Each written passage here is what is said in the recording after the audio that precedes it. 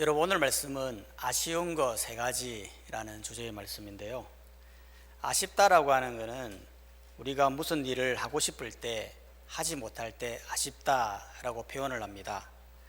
또한 뭐가 다 좋은데 약간 부족할 때 아쉽다라고 표현하지 않습니까? 어떤 분은 인터넷에서 티를 3번이나 구매했는데요, 색감이나 질감이나 디자인이나 너무 마음에 드는 거예요. 거기다가 가격도 너무 싸요. 그래서 구매해서 입었는데 너무 아쉬운 거예요. 왜냐하면 작은 거예요. 그것도 조금 작아. 그러니 이게 입기도 그렇고 반품하기도 그렇고 버리기도 그렇고 너무 아쉬운 거예요.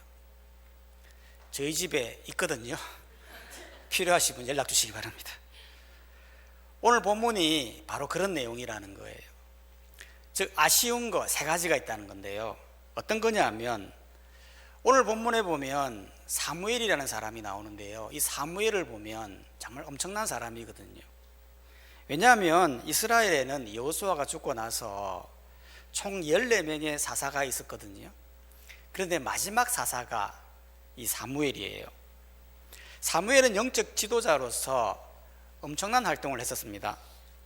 실제로 백성들이 그토록 섬겼던 아스다롯을 찍어버리고 또 미스바 앞에서 여호와 앞에서 금식하면서 회개했는데요, 그 회개로 인하여 블레셋을 이겨버립니다. 뿐만 아니라 사무엘은 해마다 이스라엘의 주요 지역인 베델과 길갈, 미스바를 순회하면서 제사를 드리고 백성들을 가르치는 일에 열심을 다했습니다. 실제로 사무엘이 돌아다녔던 지역들을 보니까 라마에서 베델까지 10km, 베델에서 길갈까지 13km, 길갈에서 미스바까지 11km, 상당한 거리죠. 당시에 무슨 차가 있는 것도 아니고 이동하는 데에 굉장히 많은 불편함이 있었을 거라는 거예요. 그럼에도 불구하고 백성들을 어떻게든 바르게 인도해야 된다라는 사명감으로 그 일을 계속했던 것입니다. 그걸로 인하여 이스라엘에는 진정한 평화와 안정이 왔었는데요, 그런데 오늘 본문에 보면 너무나 놀랍게도 이렇게 힘들게 세운 이 공든탑이 너무나 쉽게 무너지는 장면을 보게 된다는 거예요. 어떤 부분에 아쉽냐 하면 첫 번째는 기도하지 않고 사람을 세우는 이 사무엘이 너무 아쉽다라는 거예요. 여러분, 사무엘은 지금까지 하나의 오점도 없이 참으로 모범적인 사사였지 않습니까?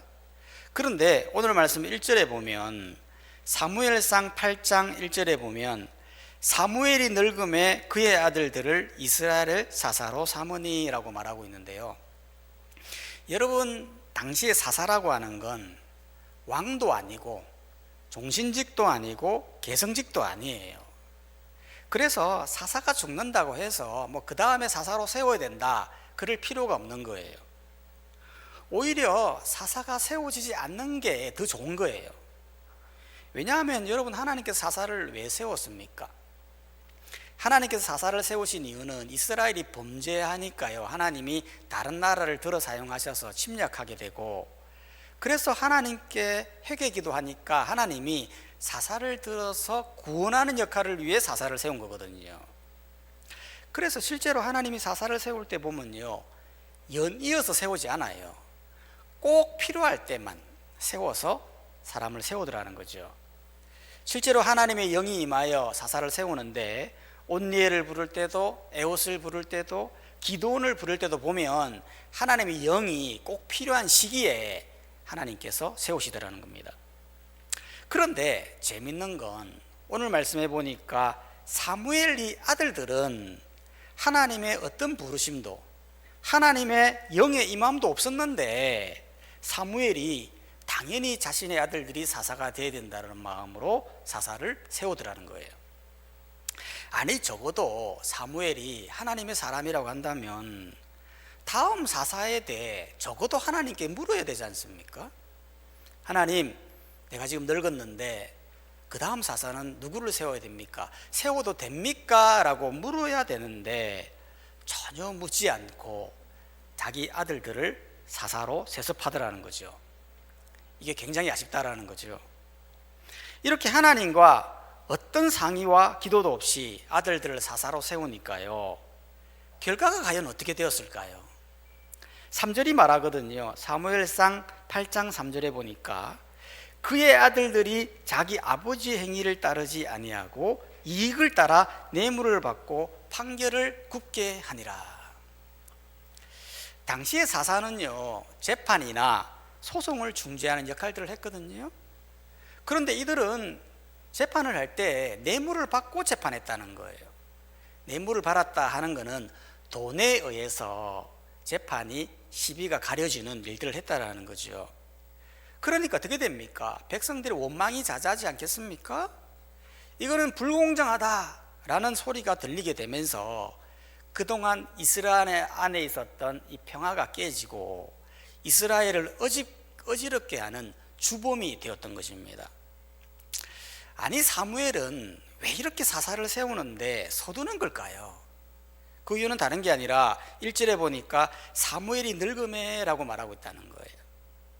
즉, 사무엘이 생각할 때 지금 내가 나이가 늙어서 이제 곧 죽게 될 건데 빨리 사사를 세워야 되겠다라는 책임감, 지도자로서의 책임감과 부담감 때문에 세웠다는 거예요. 그래도 이 부분이 아쉽다는 거죠. 왜냐하면 여러분, 사무엘은요 사실 이런 걱정 안 해도 되거든요. 왜냐하면 사사는 자기가 세우는 게 아니고 하나님이 세우시는 거잖아요. 실제로 하나님은 사무엘의 후임으로 누구를 생각하고 있었습니까?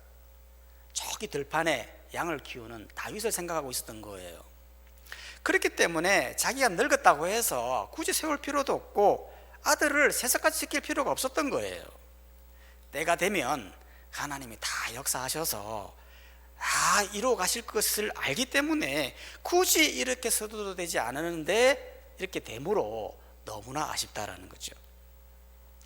우리도 마찬가지라는 거예요.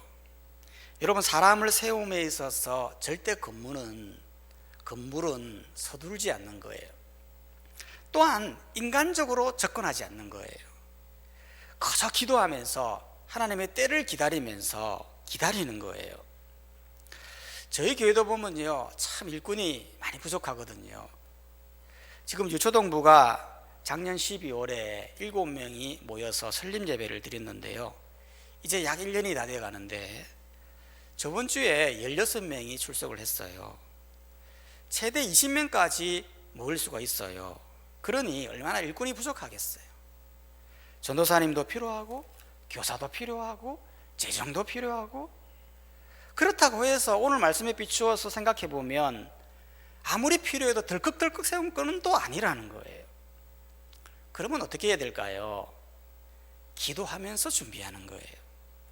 하나님의 때가 오기를 간절히 바라면서 기도하면서 하나님 보내어 주시기를 간절히 기도하면서 기다리면 하나님의 때가 되어 준비된 사람을 주실 거다라는 것입니다.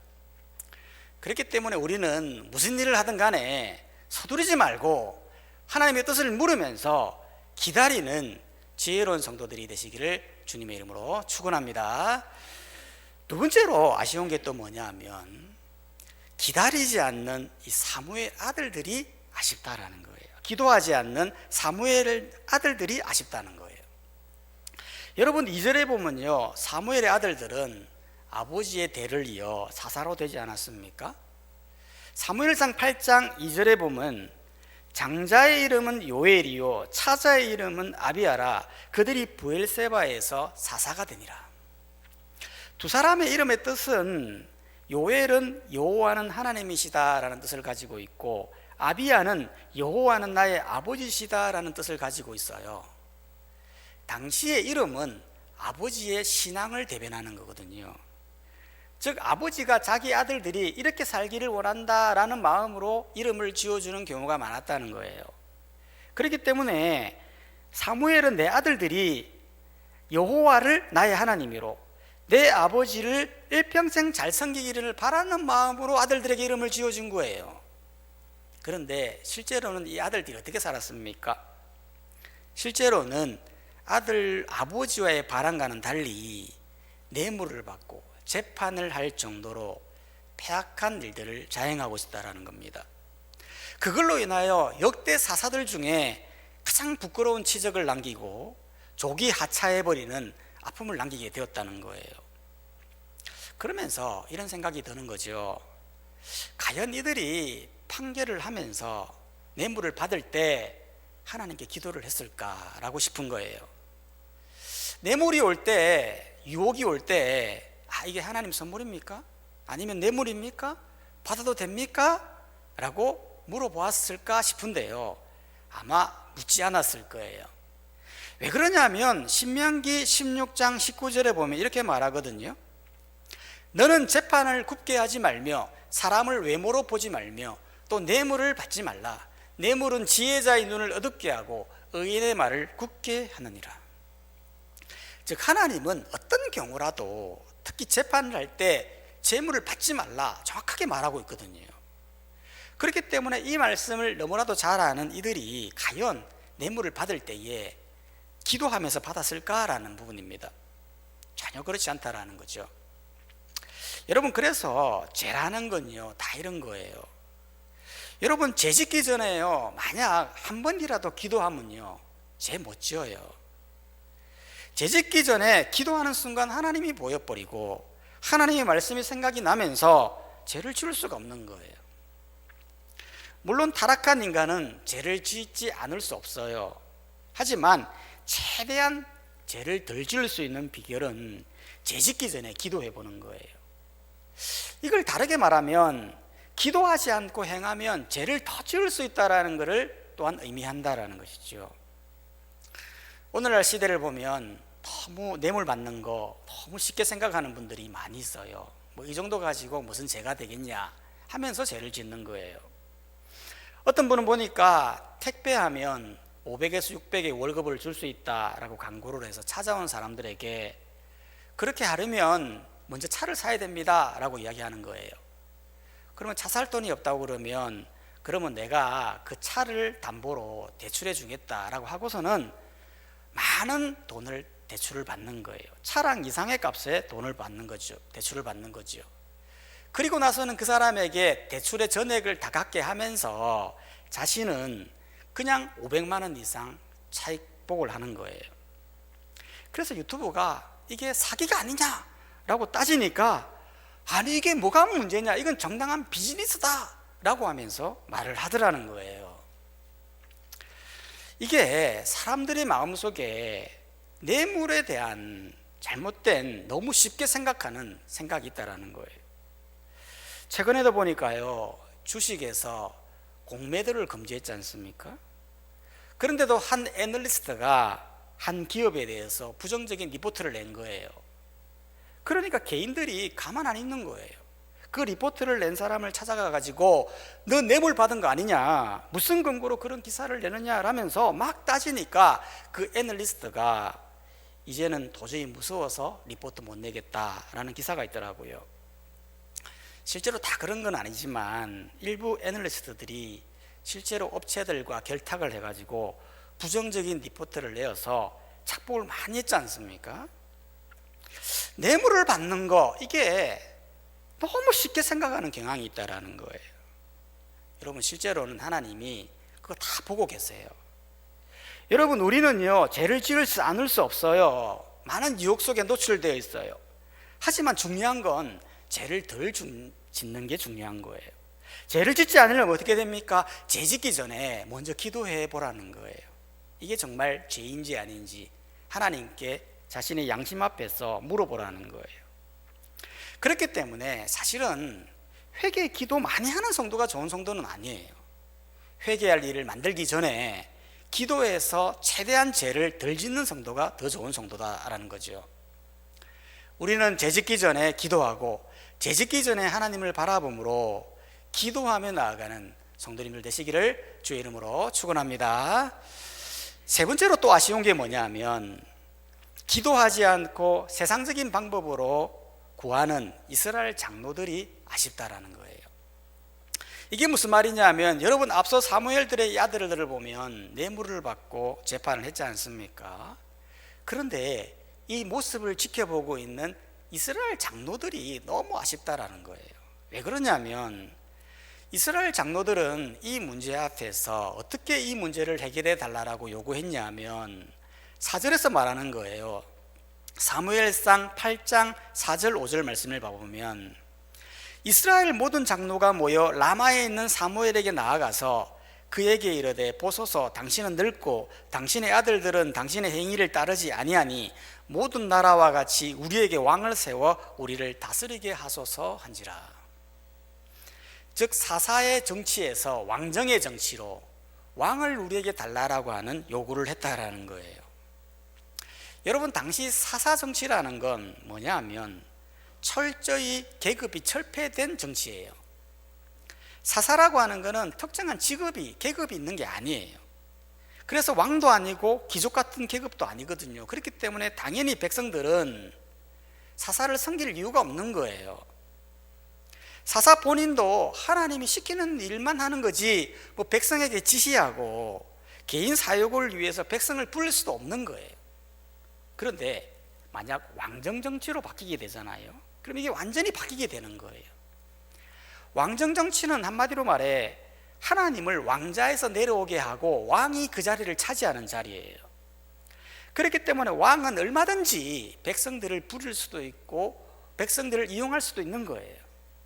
특히 백성들은 모든 것이 이제 왕을 위해서 살아가야 돼요. 밭을 갈 때도 왕을 위해서 갈아야 되고 왕궁에 차출되어 왕을 위해서 일해야 되며 왕에게 세금도 내야 되는 거예요. 실제로 당시 이스라엘에는 국가에 내는 세금이 전혀 없었어요. 그냥 여호와께 드리는 11조만 있었고 그 11조로 레위 지파가 분기소로 살았던 거죠. 그런데 왕정 정치가 되면 이제는 왕에게도 11조를 바쳐야 되고 여호와께 11조를 드려야 되는 이중적인 부담이 되는 거예요. 또한 인간이 왕이 되어 사람 위에 군림하는 세상, 계급이 있는 세상, 가진 자가 득세하는 그게 바로 왕정의 결과이거든요. 그런데 이거를 이스라엘 장로들이 요구하고 나섰다는 거예요. 여러분, 사실 이스라엘 장로 좀 되어지면 최소 이런 요구를 하게 된다면 기도하면서 요구해야 되잖아요. 하나님, 지금 아들들이 재판을 할 때 뇌물을 받았는데 이 일을 어떻게 해야 됩니까? 사무엘이요, 사사를 세워야 됩니까? 왕을 세워야 됩니까? 라고 기도하면서 나가야 되는데 전혀 물음 없이 그저 왕을 세워달라고 요구했다는 거예요. 그래서 사무엘이 만약 이렇게 왕을 세우게 되어지면 이런 문제가 있다라고 말하는 것이 바로 10절부터 18절까지 장황하게 설명하고 있는 거거든요. 그런데도 이들은 19절에 보니까 사무엘상 8장 19절에 보면 백성이 사무엘의 말 듣기를 거절하여 이르되 아니로소이다. 우리도 우리 왕이 있어야 하리이다라고 했다라는 거예요. 아니, 이들이 왜 이렇게 왕을 원하는 걸까요? 그 이유는 다른 게 아니었어요. 5절에 보니까 사무엘상 8장 5절에 보니까 모든 나라와 같이 우리에게 왕을 세워. 20절에도 보니까 우리도 다른 나라와 우리도 다른 나라와 같이 되어 우리의 왕이 우리를 다스리며. 무슨 말입니까? 다른 나라와 같이 똑같이 왕을 세워달라는 거예요. 다른 나라, 세상 나라들처럼 세상의 왕이, 인간이 왕이 되어서 우리를 다스리게 해달라는 거예요. 여러분, 이게 굉장히 중요한 재밌는 부분이죠. 하나님은요, 사실 이 세상이 너무 죄로 물든 세상이어서 더 이상 소망이 없는 것을 깨달아서 세상과 구별된 나라를 만들기 위해서 이스라엘을 택하시고 출애굽시켜서 지금까지 온 거잖아요. 그런데도 그런 하나님이 다스리는 이상적인 나라를 포기하고 이제는 세상 나라와 같이 타락한 세상으로 가려고 하니 참으로 어이없는 모습이라는 겁니다. 이런 세상적인 나라의 왕을 구한 결과가 그러면 어떻게 되었을까요? 나중에 이 이스라엘이 엄청나게 비참해져요. 실제로 왕조나라가 출범하고 나서 사울이 왕이 되고 다윗이 되고 솔로몬 시대를 거쳐서 두 나라가 나누어지게 되면서 북이스라엘은 여로보암이 다윗 가문에 반향하고 바하사가 반란을 일으키고 시므리가 반역을 하자 또 다른 부하였던 오므리가 그를 사해하고 또 7일 만에 왕위를 또 빼앗아서 오므리 왕조가 시작되지만 예후가 오므리 왕조를 다시 빼앗고 예후 왕조가 여호아스, 요아스, 여로보암 2세, 스가랴여 5명의 왕이 되었으나 살룸이 반란을 일으키고 하는 등등 온갖 폐악과 피뿌림과 구테타가 반란이 일어나더라는 거예요. 이런 결과가 어디서부터 시작되던가요? 바로 기도하지 않고 무언가를 시작하려고 했던 사람들에 의해서 이런 결과가 나오더라는 거예요. 기도하지 않고 아들들을 세운 사무엘, 유혹의 순간에 기도하지 않았던 아들들, 또한 기도하지 않고 세상 방법을 구한 이스라엘 장로들, 이 모든 것이 돌이킬 수 없는 먼 길로 떠나보내더라는 것입니다. 그렇기 때문에 우리는 기도해야 한다라는 거예요. 무슨 일을 하든 어떤 일을 하든 기도하며 준비해야 하는 것이 바로 우리의 모습이라는 거예요. 우리가 기도해야 하는 이유는 주님의 명령이에요. 예레미야서 29장 12절은 말합니다. 너희가 내게 부르짖으며 내게 와서 기도하면 내가 너희들의 기도를 들을 것이요, 마태복음 7장 7절은 말합니다. 구하라 그리하면 너에게 주실 것이요, 찾으라 그리하면 찾아낼 것이요, 문을 두드리라 그리하면 너희에게 열릴 것이니. 기도하면 이루지 못할 것이 없음을 하나님이 말하고 있습니다. 기도는 하나님과의 소통이에요. 하나님이 인간과 너무 대화하고 싶은 거예요.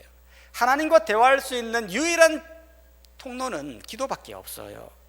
하나님은 자신과 대화하며 그 문제에 대해 함께 상의할 때 하나님은 그 문제를 해결해 주시기를 원하는 거예요. 여러분, 기도하지 않으면 가정과 나라와 자신과 모든 부분에 미래가 없는 거예요. 존 낙스는 말했습니다. 기도하는 한 사람이 기도하지 아니한 민족보다 강하다라고 말했어요. 여러분, 우리가 하나님 앞에 기도함으로 나아감으로 말미암아 우리의 직장과 나라와 자신이 하나님 앞에 바로 세워 나가고, 무슨 일을 하든 간에 기도함으로 인생을 바로 세워 나가는 우리 모든 성도님들이 다 되시기를 주님의 이름으로 축원합니다. 우리 다 함께 말씀을 생각하시면서 한번 기도했으면 좋겠습니다.